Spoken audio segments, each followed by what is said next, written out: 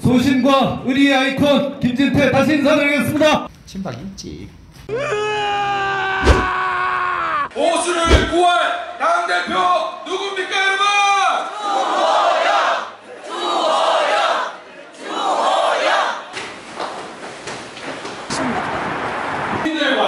그리고 내일 선언을 관련하여 기자간담회에 함께해 주신 모든 분들 그리고 나는 저는 우리 당원들이 어떻게 하면 정권을 되찾아올 수 있는지에 대한 그 구도에 대해서만 충분히 잘 보신다면 저희 승리 가능성이 압도적으로 높아질 거라고 봅니다. 후보 개개인에 대한 평은 제가 하지 않겠습니다. 다만 이 중요한 대목의 선거, 그걸 무슨 초석 선거라 하던가요? 이 선거가 다음 선거에도 영향을 미치는 중요한 선거인데 선거를 한 번도 경험해보지 않은 사람이 공천을 하고 총선을 지휘한다는 것을 한번 생각해봐라. 그 다음에 야당으로서 강하게 투쟁해야 되는데 투쟁은커녕 성문을 버리고 중간에 말하자면 성을 비우고 달아났던 사람이 다시 8년 만에 돌아와서 내가 대여투쟁의 앞장에 서겠습니다. 강하게 하겠습니다. 그걸 얼마나 믿어주겠느냐. 그 다음에 자기가 사퇴해서 생긴 보궐선거에 내가 또 나오겠다. 이걸 어떻게 받아들이겠냐. 저는 그 점에 관한 의문만 제기합니다. 그래서 저는 깨어있는 당원들이 이번 전당대회는 대선 후보를 뽑는 전당대회가 아니라 대선 후보를 잘 키워낼, 총선을 승리로 이끌고 대선 후보를 잘 키워낼 킹을 뽑는 것이 아니라 킹메이커를 뽑는 것이라는 점에 대해서만 좀 잘 이해를 해주셨으면 좋겠습니다.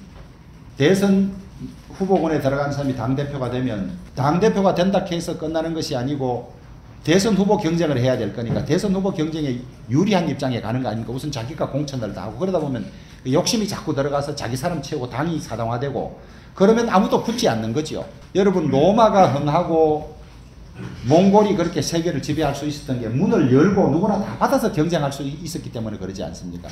우리가 그것을 놓치면 안 된다고 보는 거죠. 이제 피선거권이 있다 없다로 다른 해석판들이 돌아다니는데 저는 우선 이래 묻고 싶어. 황교안이 법무부 장관을 했고 법조인이니까 당헌 당규를 본인이 해석한 걸 정확하게 내놔봐라. 본인 이름을 걸고 딴 사람이 해석한 걸 유리한 걸 돌리지 말고. 무슨 말씀인지 아시겠습니까? 자기가 법무부 장관까지 했고 법률 전문가니까 이 당헌 당규상 자기에게 피선거권이 있는지 없는지 본인이 그냥 당헌 당규에 다 나와 있다고 어제 이야기했는데 그러지 말고 몇 조에서 어떻게 하는지 이야기를 해보라는 거예요. 저희 의견을 말씀드리면 당헌이 가장 우위고 당헌에 위반되는 당규는 효력이 없지 않습니까? 당헌에는 명백히 책임 당원이어야만 피선거권이 있다고 되어 있습니다. 당헌에는 책임 당원이 아닌 사람에게 피선거권을 부여하는 경우는 국회의원 선거에서 공직자로 있어서 입당이 안 됐기 때문에 입당이 법상 안 되기 때문에 안 했던 사람에 한해서만 문을 열어주는 조항이 있을 뿐입니다. 당규 조항은 당헌에 위반되는 효력이 없지 않습니까? 하위법이 상위법에 위반되면. 그러면 책임당원 제도가 피선거권에는 아무 적용이 없어야지. 그렇다면 일반 당원이 다 됐다면 책임당원은 투표권만 있지 피선거권하고는 아무 관계가 없는 거지. 그 체계가 맞습니까? 한번 생각해 보십시오. 그 다음에 오세훈 경우도 마찬가지입니다. 선거인 명부가 폐쇄되면 그때 권리의무는 그걸로 종결되는 겁니다. 이번에 선거 관련 안내에도 1월 22일 선거인 명부가 폐쇄되고는 일반 당원이 책임당원으로 선급이 안 된다고 되어 있습니다. 선급이 안 된다고. 여러분 보수 정당은 가장 기본 가치가 자유민주주의고 자유민주주의의 핵심 내용이 법치주의 아닙니까? 법치주의가 아니면 누구나 힘센 사람의 주장이 법이 되기 때문에 안 되는 것입니다. 그래서 그 점을 비대위나 선거관리위원회가 저는 엄격하게 전문가의 의견을 듣고 잘 결정할 거라고 봅니다. 지난번에 그 대선에서 보면 홍준표 전 대표 같은 경우는 당헌 당규로 보면은 대선 후보로 나설 수 없는데도 불구하고 그것을 바꿨지 않습니까? 아니 당헌 당규를 바꾼 것이 아니고 당헌 당규 안에서 한 결정이었어요. 왜냐하면 징계를 풀 수 있게 돼 있었잖아요. 결정하면. 그게 허용을 한 것이되 당헌 당규에 없는 허용을 한 것이 아니었어요. 당헌 당규 안에서 허용을 한 겁니다. 근데 이건 당헌 당규에 없는 일이라는 거지. 그리고 설사 책임당원 자격이 없고 책임당원을 부여할 수 있는 조건도 당의 기여가 큰 사람이라고 돼 있어요.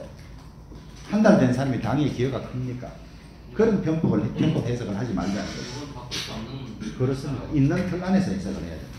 의원님께서 홍준표 전 대표나 김무성 의원이 이제 안 나온 조건으로 나는 출마하겠다 이런 말씀이십니까? 무슨 TK 단일하라 그러는데 TK는 저밖에 없어요. 뭐 부산에서 서울 가는데 열차 타고 대구 지나가도 TK라 하겠네. 내가 농담을 했는데 그 이야기가 나오자 김문수 전 지사가 이래 이야기를 했대요. 그 자리에서 주호영 의원이 TK라 하면 이의가 없지만은 홍준표나 내가 TK라 하면 남이 인정해 주겠나. 자기들끼리 그런 이야기를 했다는 거야.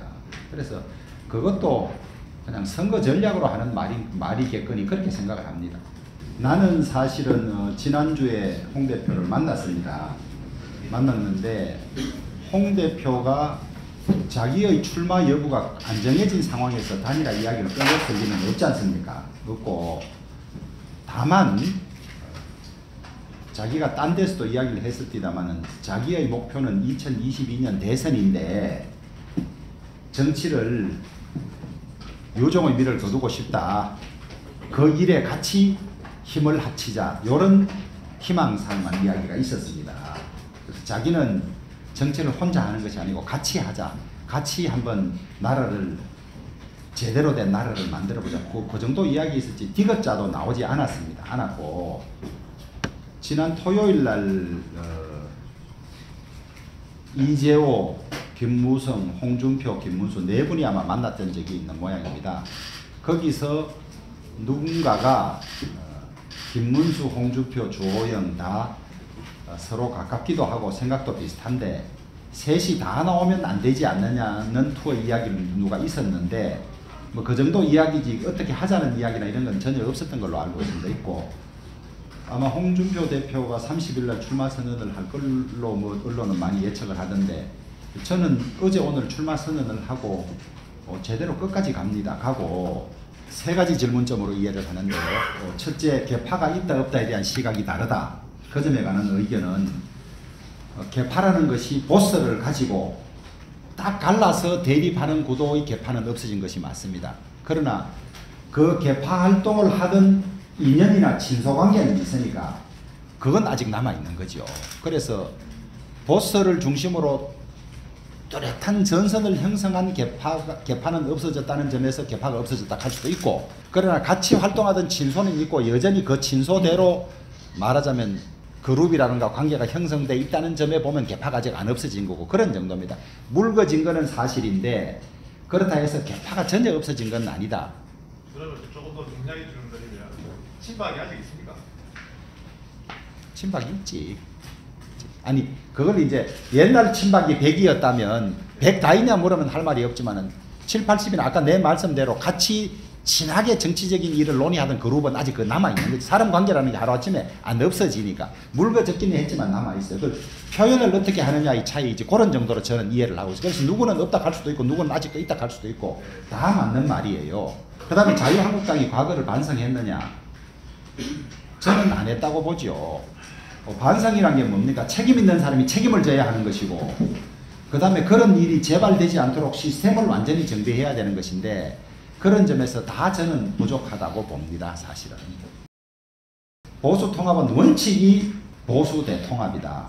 문재인 정권이 나라를 잘못 이끌고 있다는 생각이 있고 그것을 저지해야 되겠다면 사소한 차이나 과거의 감정 앙금이나 이런 것들을 다 털어버리고 하나로 합쳐야만 다시 국가 지도 체제를 세울 수 있지. 그것이 아니고 당신들은 과거에 이랬으니까 우리가 당신 싫다. 뭐 이러면 정권을 다시 찾아올 수가 없어요. 가장 중요한 목표가 뭔지를 설정하고 그것에 공감한다면 그 목표를 이루기 위해서 대동단결해야 되고 대통합을 해야 되고 전 변함없는 소신입니다. 그런 틀에서 이런저런 일을 결정해야 된다. 그렇게 보는 것입니다. 보수 통합의 기초는 아직까지 갖춰지지 않았다고. 이제 안 갖추어졌는데 지도 체제가 누가 들어서냐에 따라서 보수 통합의 문이 열릴 수도 있고 어려워질 수도 있다. 그게 제 이야기의 요지입니다. 대통합 범위 안에는 그럼 태극기 부대 저는 그 방향이 같으면 다 와야 된다고 보는 거지. 다 합친 다음에 어떤 주장이 강하면 결국 선거는 중도 국민들로부터 얼마나 많은 지지를 받느냐인데 그 중도 지지를 멀어지게 하는 은행들은 통합된 다음에 좀 관리가 돼야 되겠죠.